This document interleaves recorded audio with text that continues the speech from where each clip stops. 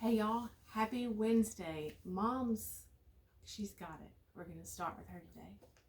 As the Holy Spirit was moving in that last moment with Nancy Joe talking about the Word, the purpose of the Word is for His Word to produce what He sent it to do, which is to take care of us. That's all it's about. We're His creature. We're His creation, and He sent it to take care of us. And there's struggles in, I'll talk about women because I know women better than I do men as far as the inward nature. You know, I tried to think that I knew Joe. I tried to think that whatever I said, I knew exactly what he was going to say or how he felt about what I was going to say it. And I was often wrong.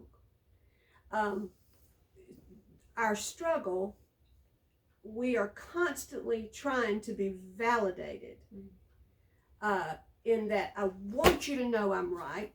I want you to know I know how to do this. I can handle this. If you would listen to me, I can handle this. But that's not how the Holy Spirit wants you to handle it. That's not how the Lord worked in our lives in the Word. He put the Word in us to handle it. Yeah. And I guarantee you the Word will handle it differently than the way we start to handle it, the way we try to handle it, in strongholding our children or pushing our husband or driving or making our mother think that we know better than they know, or our father, or making a decision for somebody else that we think is right for them. Do you understand what I'm saying? Mm-hmm. The works in me trying to fix things for everybody else. Being the smartest one at work. Do you realize the load that you're putting on yourself when you're doing that? That is a thorn that must be pulled out in our lives. It causes anxiety. It causes stress. It shortens our lives. It tears down our marriage and our home. Our children pick up on it and run with it. And then we don't know what's wrong with them. And then when our sons come back to us and their marriage is in trouble, or our daughter is crying on our lap, and you can have this rollback in your mind of things you tried to do yourself and not let the Holy Spirit do it. And that seed not only grew in your garden, but it grew in your children's garden.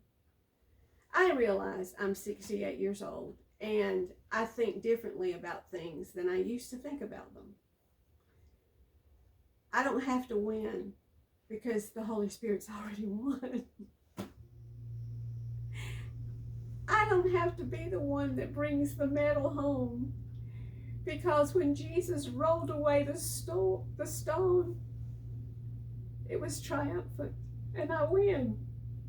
So all of this work that I think I have to do, I really don't have to do it. And really, that's the phrase that jumped out at me because, again, it follows suit with the notes of what we were going to do this week. The works in me. That's right. The works in me that if I can just do this, if I can just do this, if I can just do this. And when we're talking about the Word and creating that reservoir of the Word on the inside of us that is in good soil, that will produce, that the Holy Spirit can bring a rhema, that He has something to work with. Well, meditating on the Word is not, well, this is how she does it, so I'll do it this way. Or I'll say this 3 times a day, 7 days for 2 weeks. And then it's not a formula. And if I do it that way, then it's my efforts. That's right. And it's my works. When it is just my willingness and my obedience and my passionate desire and craving for Him. So I meditate on the Word. Yes. And then that's just how we just meditate on the Word. We just read the Word. The gifts that are in you will handle whatever situation you're in. Husband, children, wife, finance. The gifts are in you. But the Lord cannot flourish the gifts that He put in you if you're the one trying to do it. If you're, there are a lot of sharp people out there that have been very successful. But if the veil was pulled back, it took a toll on them. Yeah. There were losses that were probably greater than the gains. Yeah. Because in you is planted gifts and resources, but you don't know them until the Word is your teacher, until the Holy Spirit is your teacher. Right on that. Wow. Well, we'll pick up here again tomorrow. I can't wait to see you. Bye, y'all.